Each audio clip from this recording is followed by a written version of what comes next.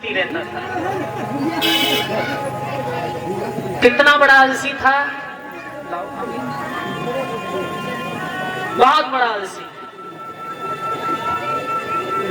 लेकिन भगवान की कृपा से खाता बहुत था। इतना पूरे परिवार में संपूर्ण लोग खाते थे, उतना अकेला खाता था। माँ रोटी बनाए, खाने बैठ जाए तो बस चेतंदर की तरह खाता ही रहे, बहुत खाता था। घर वाले परेशान हो गए, बहुत खाता है।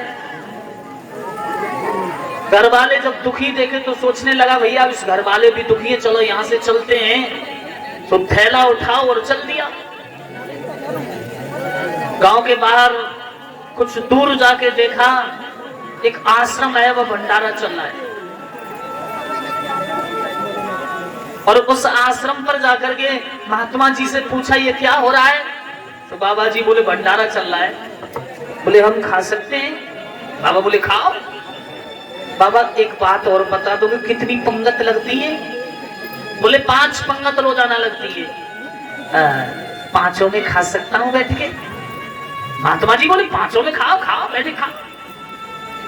पहली पंगत में खाने बैठो और 5 पंगतों में खूब जम करके खाए।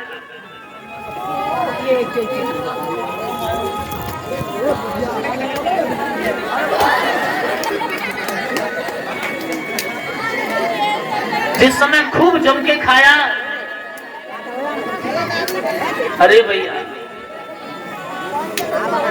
मन में विचार किया यहां से अच्छा और कोई उपाय नहीं।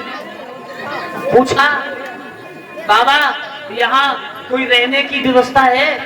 तो जैसे हमारे हरि बाबा बांध पर सैकड़ों बाबा पड़ो रहते हैं, क्यों? भोजन मिलता है सुबह शाम अच्छा, और कमरा अच्छा, पंखे लगे हुए, आराम से खाओ और आनंद मनाओ। तो एक कमरा लिया और आराम से कुटिया में रहने लगा। वो खाए खाए के भगवान की कृपा से खूब मोटो है वो।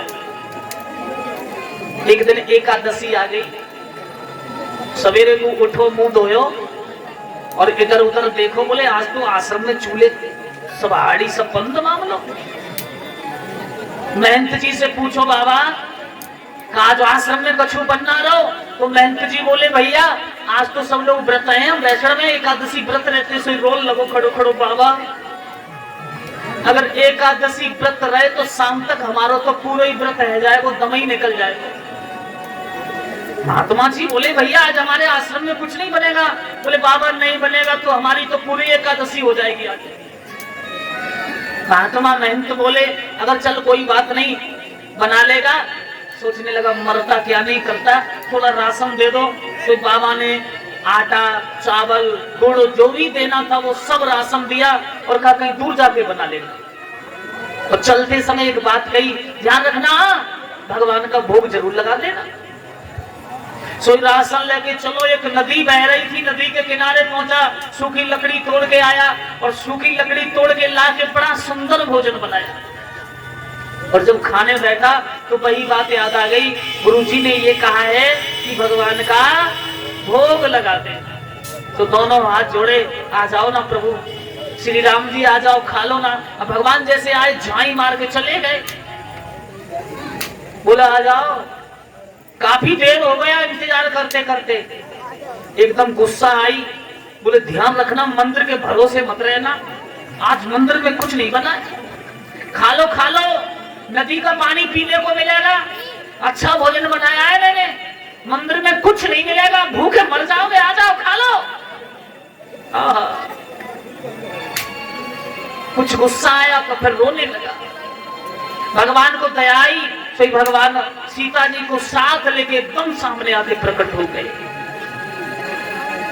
अब कभी भगवान और माँ जानकी जी की सूरत को देखता है तो कभी उन रोटियों को गिनता है, 1 2 3 4 9 रोटियां। अब 4 इन्होंने खाई तो 1 ही बचेगी, एकादशी तो फिर भी हो जाएगी। कभी रोटियों की ओर देखे तो कभी भगवान की ओर देखे, कभी रोटियों की ओर तो कभी भगवान की ओर। भगवान बोले क्या देख रहे हो भैया? बोले कुछ नहीं देखा, तुम खाओ, बस दिमाग खराब मत करो, तुम खाओ। भगवान ने खाया, जो कुछ प्रसाद बचा उसने पाया। कहने लगा अगली एकादशी को थोड़ी जल्दी आ जाना, आने में बहुत देरी लगाते हो। भगवान बोले हाँ हाँ बहुत जल्दी आएंगे। भगवान वहां से अंतर्ध्यान हो गए और जिस समय भगवान अंतर्ध्यान हुए अगली एकादशी आई तो गुरुजी से कहा गुरुजी अब हमारे लिए दूना राशन देना, दूना। महात्मा जी बोले दूना? सोचा भूखा रह गया होगा और शायद भूखे की वजह से दूना मांग रहा है। तो बाबा ने दोनों राशन दियो, बाई नदी के किनारों आओ और वहीं भोजन बनाया और फिर प्रभु को याद किया। आओ आओ राम जी, पाओ पाओ राम जी, तेरो बनो रखो प्रसाद रे प्रभु, आके भोग लगा जाना। और जैसे ही बानी कही और वैसे ही भगवान श्री राम और संग जानकी जी और संग में लक्ष्मण जी को और ले आए। तो कभी उन तीनों की सूरत को देखे, कभी रोट को देखे। तो एकदम भगवान श्री राम से बोलो अच्छा एक बात बताओ, बोलो एक बात बताओ, ये जो तुम्हारे साथ आए हैं ये कौन है? अरे श्री राम बोले हमारे भैया हैं। ये तुम्हारे सगे भैया हैं क्या? अड़ोस पड़ोस के ऐसे ही लेवा लाए हो सब? बोले नहीं नहीं हमारे छोटे सगे भैया हैं। अच्छा तुम खाओ। भगवान श्री राम ने भोजन किया, पाया, जो कुछ बचा उसने पाया। और भगवान जब चलने को तैयार हुए तो एक बात कही, अगली एकादशी को कितने आओगे ये बताओ तुम पहले 2 आए और 3 अगली को। अब बोले नहीं नहीं भैया हम आ जाएंगे। भगवान चले गए और फिर तीसरी एकादशी आई तो उसने कहा गुरुजी आप तो 4 गुना राशन कर दो। 3 भगवान आए थे, 3। गुरुजी ने कुछ चेला कहने लगे ये बेचता होगा, गुरुजी इतना नहीं खाएगा।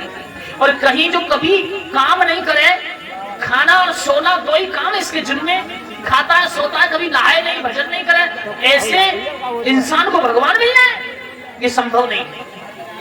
कुछ चेला बोले बेचता होगा। गुरुजी ने एक अच्छो सा कट्टा भर के रख दो, सर पे रखो, चला।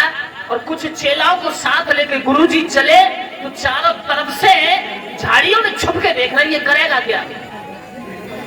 सोचने लगा आज बुलाता नहीं, सोचने लगा आज बुलाता नहीं और आज बनाऊंगा बाद में, पहले बुला लूंगा। तो उसने पुकार लगाई आओ आओ राम जी। तो श्री राम संग में जानकी, छोटे लक्ष्मण भ्रात, पवन पुत्र हनुमान ले, भरत शत्रुघ्न साथ। श्री राम जानकी लक्ष्मण भरत शत्रुघ्न और संग में हनुमान जी वो चले आए। राम जी ने कही लाओ भैया पड़ोसो।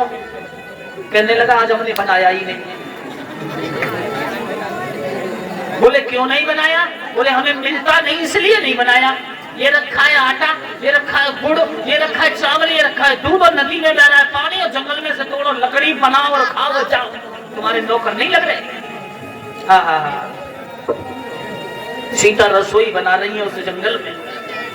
श्री राम के चरण लक्ष्मण हनुमान दबा रहे हैं, शत्रुघ्न लकड़ी तोड़ के ला रहे हैं और भरत पानी लेके आ रहे हैं। और ये दृश्य जब गुरु ने देखा तो गुरु की आंखों से आंसू बहने लगे। धन्य है चेला, धन्य है।